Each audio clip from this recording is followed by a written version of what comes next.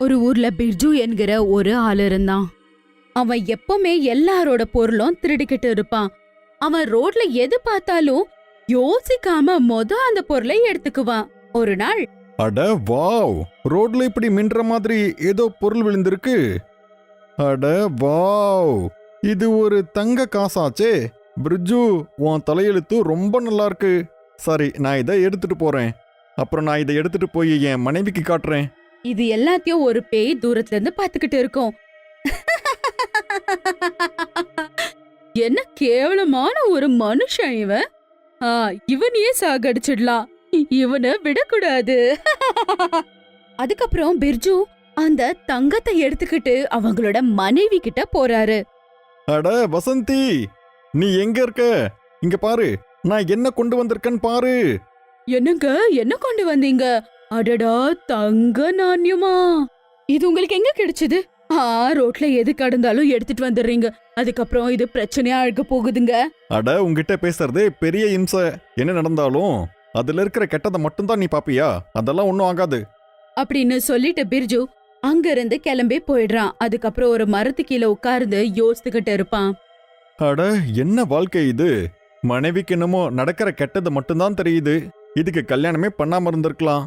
இந்த பிரச்சனை பெரிய பிரச்சனை. என்னதான் பண்றதோ? என்ன வாழ்க்கடா இது? என்னன்னாலும் வீட்டுக்கு போய் தான் ஆகணும். அதுக்கப்புறம் பிர்ஜு வீட்டுக்கு போய்கிட்டு இருப்பான். அந்த நேரத்துல ரோட்ல அவனுக்கு அப்படியே மினுக்குற ஒரு செப்பல் தெரியுது. அட வாவ், என்ன தலையெழுத்து எனக்கு. அட, செம்ம சந்தோஷமா இருக்கு. இந்த தங்க செருப்பு லட்சக்கணக்கில் இருக்கும்னு நினைக்கிறேன்.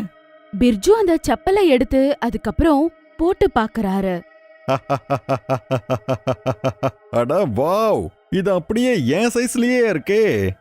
பிர்ஜு அந்த செப்பல்ல போட்ட உடனேயே அப்படியே அவனோட கண்ணு மாறிடுது. அதுக்கப்புறம் பயங்கரமா இருக்கு. அட அட, என்ன இது? இங்க என்ன நடந்துட்டு இருக்கு? எனக்கு ஏன் இவ்ளோ அதிகமா வலிக்குது? அந்த நேரத்துல ஒரு ஊர்க்காரர் அங்க நடந்து வராரு. அட பிர்ஜு, இந்த ராத்திரி நேரத்துல நீ இங்க என்ன பண்ணிக்கிட்டு இருக்க? ஆனா பிர்ஜு எதுவுமே பேச மாட்டான். என்னப்பா வசந்தி அண்ணி இன்னைக்கு உன்ன நல்லா அடிச்சு வீட்டை விட்டு வெளியே துரத்துன மாதிரியே இருக்கு.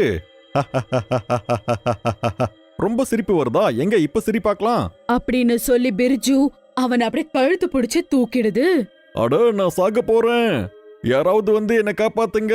பிரிட்ஜு, என்ன விட்டுரு. இனிமே நான் எப்பவும் இந்த மாதிரி கிண்டல் பண்ணவே மாட்டேன். என்ன, உன்னை கீழே இறக்கி விடணுமா? இப்ப நீ மேலதான் போக போற. அதுக்கப்புறம் பிர்ஜு அந்த ஊர்க்காரரை சாகடிச்சிடுறாரு.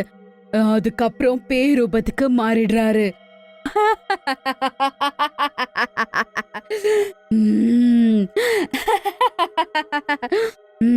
ரொம்ப பசியா இருந்தது. ஆஹா, பிர்ஜு இப்படி எல்லாரையும் கொலை பண்ணிக்கிட்டு நான் சாப்பிடுறதுக்கு இது நல்ல ஒரு வழி. அப்புறம் யாருக்கும் தெரியாது ஜனங்களை யார் சாகடிக்கிறாங்கன்னு. பிர்ஜு போற வழியில யாரெல்லாம் பாக்குறோன்னு அவங்கள எல்லாரையும் சாகடிச்சிடுறான். அவங்க எல்லாரையும் பேய் உட்கார்ந்து சாப்பிட்டுக்கிட்டு இருக்கோம். அப்படி காலையில ஆனதும் அவன் நார்மல் ஆயிடுவான். அதுக்கப்புறம் வீட்டுக்கு போவான். வசந்தி அவனுக்காக காத்துக்கிட்டு இருப்பா. அதனால கேப்பா, என்னங்க ராத்திரில எங்க போயிருந்தீங்க? நான் என்ன பைத்திய கடிச்சியா இங்க உங்களுக்காக காத்துக்கிட்டு உட்கார்றதுக்கு? அட பைத்தியக்காரி, இங்க பாரு. என்னங்க? அட, நம்பவே முடியலங்க. அட, தங்க செப்பலா? இது உங்களுக்கு எங்க கிடைச்சது? ஐயோ, இதுல ஏதோ பிரச்சனை இருக்குன்னு எனக்கு தோணுது. யார் இந்த மாதிரி செப்பலை விட்டுட்டு போயிடுவாங்க சொல்லுங்க?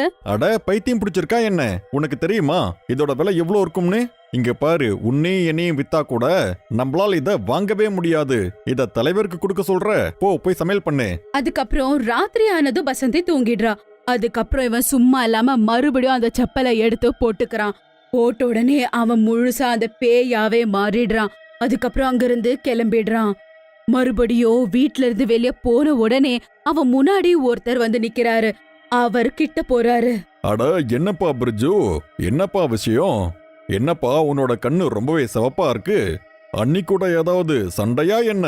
நேத்தும் கூட நீ வீட்லயே இல்ல உனக்கு புது அண்ணி யாராவது கிடைச்சிட்டாங்களா என்ன? அப்படியா கேக்குற? நீ என் கூட வா. உன் புது அண்ணி யாருன்னு நான் உனக்கு காட்டுறேன். வா.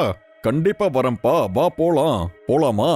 அப்புறம் பிர்ஜு அவர் கூடவே காட்டுக்கு கூட்டிட்டு போகுது. அதுக்கப்புறம் சாகடிக்குது. ஐயோ, என்னோட இடுப்பு! அட நாசமா போனவனே, அப்படி நான் உனக்கு என்னடா பாவம் பண்ணேன்? வலி தாங்க முடியலையே. நீ எதுக்குடா தேவையில்லாம என்ன கொல்ற?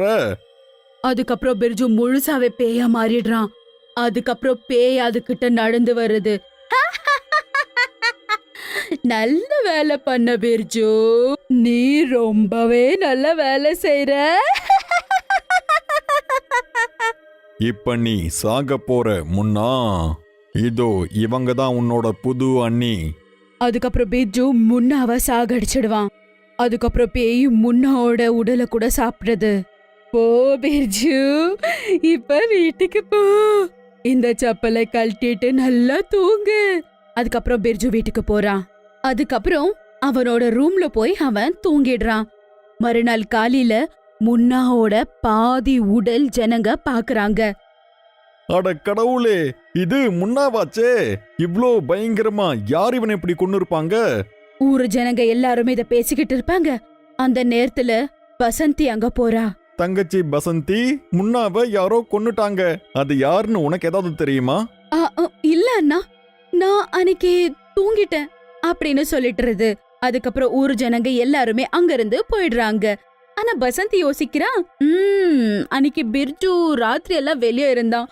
ஐயோ, ஒருவேளை இதுக்கு பின்னாடி என்னோட கணவர் இருக்கிறாரா? ஐயோ, ஏதாவது ஆசைப்பட்டு இப்படி பண்ணிட்டானா? அதே நாள் ராத்திரி பிர்ஜு எந்திரிக்கிறான். அதுக்கப்புறம் அந்த செப்பலை போட்டுக்கிட்டு கிளம்புறான்.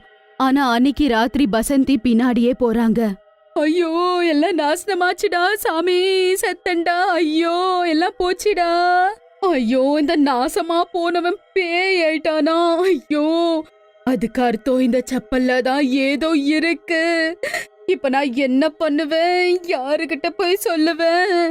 அதுக்கப்புறம் பிர்ஜு ஒரு ஆளை சாகடிச்சு அவனை காட்லயே விசிறி அடிச்சுட்டு அங்கிருந்து அவனோட வீட்டுக்கு கிளம்பி போய் தூங்கிடுறான். ஆனா பசந்தி மட்டும் தூங்காம பயத்திலேயே வெளியவே உட்கார்ந்துகிட்டு இருக்கும். மறுநாள் காலையில ஆனதோ அவளோட ஃப்ரெண்ட் ஒருத்தி வரா. அவளை பார்த்துட்டு அவளை கேக்குறா, அட பசந்தி, என்ன பண்ற?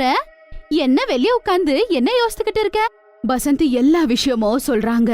அது கேட்டு இவங்க ஷாக் ஆயிடுறாங்க. பசந்தி அக்கா, இந்த விஷயத்த உடனே போய் ஊர்க்காரங்க கிட்ட சொல்லி ஆகணும். அதுக்கப்புறம் அண்ணாவை கூட இதுல இருந்து நம்ம தப்பிக்க வைக்கணும். நான் இப்பயே போய் ஊர் ஜனங்களை கூட்டிட்டு வந்துடுறேன். அதுக்கப்புறம் உஷா அப்படின்னு சொல்லிட்டு அங்க இருந்து கிளம்பிடுறாங்க. பசந்தி ரொம்பவே பயந்து போயிருக்காங்க. உள்ள மெதுவா போறாங்க. அங்க பிர்ஜு ரொம்ப நார்மலா உட்கார்ந்து இருப்பாரு. அவரோட கால்ல செப்பல் இருக்காது. அட பசந்தி, நீ என்ன பார்த்துட்டு இருக்க? நீ பார்க்க இன்னைக்கு ரொம்ப அழகா இருக்க. வா, வந்து இங்கேயே உட்காந்துக்கோ. என்னங்க, நீங்க ஏதாவது சாப்பிடுங்க, ஏதாவது கொண்டு வரவா? அதுக்கப்புறம் ராத்திரி ஆகுது. உஷா ஊர்க்காரங்கள எல்லாரையும் பிர்ஜுவோட வீட்டுக்கு வெளியே கூப்பிட்டுட்டு வந்து நிக்க வைக்கிறா. அப்ப பிர்ஜு அதோட செப்பலை போட்டுக்கிட்டு அங்கிருந்து கிளம்ப ஆரம்பிக்கிறான். மறுபடியும் அவன் பயங்கரமான பேயா மாறிடுறான். ஊரு ஜனங்களை அங்க பார்த்ததும் அவன் ஷாக் ஆயிடுறான். வாங்க கிராமத்தாட்களே, வாங்க. என்ன எனக்கு எதிராக சண்டை போடலாம்னு வந்தீங்களா? இன்னைக்கு உங்க எல்லாரோட சாபம் என்னோட கையால தான். அப்ப உஷாவோட கணவர் மேக்கோ சொல்றாரு, என்னது, நீ எங்க எல்லாரையும் கொல்ல போறியா? முதல்ல நீ பிரிட்ஜுவை விட்டுரு, இல்ல நான் உன் கண்ணை அப்படியே நோண்டி எடுத்துருவேன். நான் பயப்பட போறதில்ல. இரு, உனக்கு நான் இப்பவே சொல்றேன் அப்படின்னு சொல்லி உஷா பக்கமா ஓடி போறாரு. ஆனா மேக்கோ பிர்ஜுவை தள்ளிடுறாரு. அதனால பிர்ஜுவோட கால்ல இருந்த செப்பல் அவனோட கால்ல இருந்து கழண்டிடுது. அட, என்ன இது தங்க செருப்பா இருக்கு? இத போய் இவ்வளவு நாளா மறைச்சிட்டியாப்பா நீ? அட, இத பார்க்கவே எவ்வளோ நல்லா இருக்கு. சரி, நானும் கூட ஒரு தடவை இத போட்டு பாக்குறேன் அப்படின்னு சொல்லி அவன் அந்த செப்பல்ல போட்டுப்பான். அந்த செப்பல்ல போட்ட உடனே மேக்கோக்குள்ள கூட அந்த பேயோட ரூபம் போயிடுது. அட, இங்க என்ன நடந்துகிட்டு இருக்கு? எனக்கு ரொம்ப அதிகமா வலிக்குதே. அட உஷா, தயவு செஞ்சு என்ன காப்பாத்து. பிர்ஜுக்கு நினைவு வந்த உடனேயே அவன் மேக்கோ ஒரு பேயா மாறினத பாக்குறான். அட கடவுளே, இந்த பேய் செருப்பாலதான் நானும் இப்படி பண்ணிட்டு இருந்தனா? அட, யாராவது என்ன கட்டி போடுங்க, இல்ல இவன் எல்லாரையுமே கொன்னுடுவான். ஊர் ஜனங்க உடனே அவனை கட்டி போட்டுடுறாங்க. அதுக்கப்புறம் ஊருக்கு வெளியோ அவனை தூக்கிக்கிட்டு போறாங்க. அட, இங்க பாருங்க, நீங்க இப்ப பயப்பட வேண்டிய நேரம் இல்ல. முதல்ல நீங்க அவன் கால்ல இருக்கிற அந்த செருப்பை எடுங்க, அப்புறம் இவன் சரியா போயிடுவான். ஏய் முட்டாள் பசங்க, என்னடா பண்றீங்க? விடுங்கடா அவன. என்னோட வேலைய நாசனமாக்காதீங்க. இது என்னோட ஆட்டோண்டா. இல்லனா உங்க யாரையும் நான் சும்மா விட மாட்டேன். என் செப்பல எனக்கு கொடுத்துடுங்க. யாரையும் நான் விட மாட்டேன். இல்லனா ஊர் ஜனங்க எல்லாம் பேய பார்த்ததும் பயந்து போய் அங்கிருந்து ஓட ஆரம்பிக்கிறாங்க. அட செத்தோம், சீக்கிரம் ஓடுங்க, எல்லாரும் இங்க இருந்து ஓடுங்க. திடீர்னு இந்த பேய் எங்க இருந்து வந்தது? அட எனக்கு என்னமோ அந்த பேய் செருப்பு இந்த பேயோடது தான் நினைக்கிறேன். அட நான் செத்தேன்டா, யாராவது வாங்க, இந்த பேய் வேற இங்கே நின்னுக்கிட்டு இருக்கே, இப்ப நான் என்ன பண்றது? ஒருவேளை இந்த பேய் இன்னைக்கு என்ன இது கொன்னுடுமா என்ன? ஐயோ எனக்கு எதுவுமே புரிய மாட்டேங்குது. அட இல்லப்பா, இந்த பேய் தான் எல்லா பிரச்சனைக்கும் காரணம். இந்த பேய் தான் இந்த போலியான தங்க செருப்பை காட்டி என்ன வசியம் பண்ணிடுச்சு. அப்ப பிர்ஜுவோட மனைவி அங்க நெருப்ப கொண்டு வராங்க. அதுக்கப்புறம் அந்த செப்பலுக்கு அவங்க அந்த நெருப்ப வச்சு எரிய விடுறாங்க. அந்த செப்பல் எரிய எரிய அந்த பேய் கூட எரிஞ்சு போகுது. பிர்ஜு அவனுக்கு கிடைச்ச அந்த தங்க நாணயத்தை கூட தண்ணில போட்டுடுறான்.